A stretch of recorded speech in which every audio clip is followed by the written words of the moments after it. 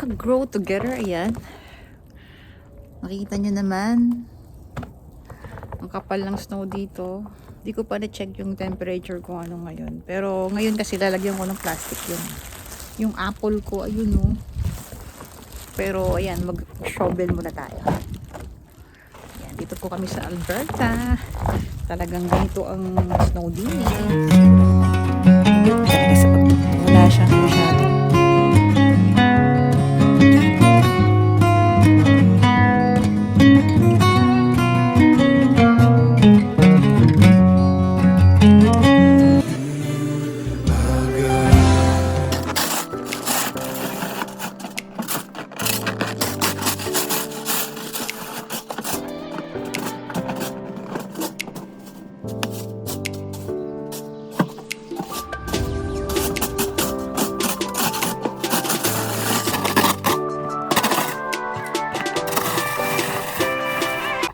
Ito na siya.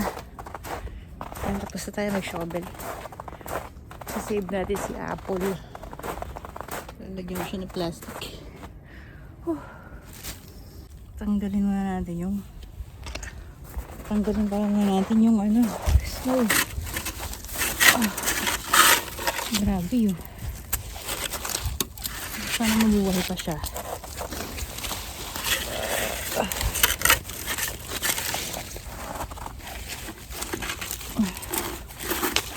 Kawawa naman. Voice yun eh. Mabuhay tayo. I'm going to save you. I love you. Okay. Lagyan natin siya ng ano.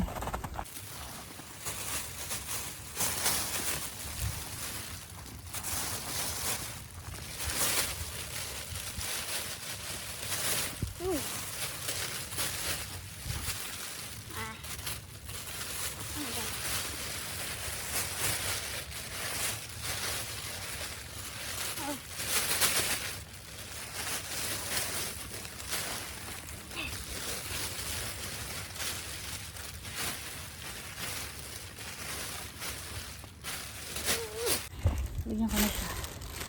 So, lilipat ko siya doon. Doon kasi hindi masyadong mayroong konting alulod siya. So,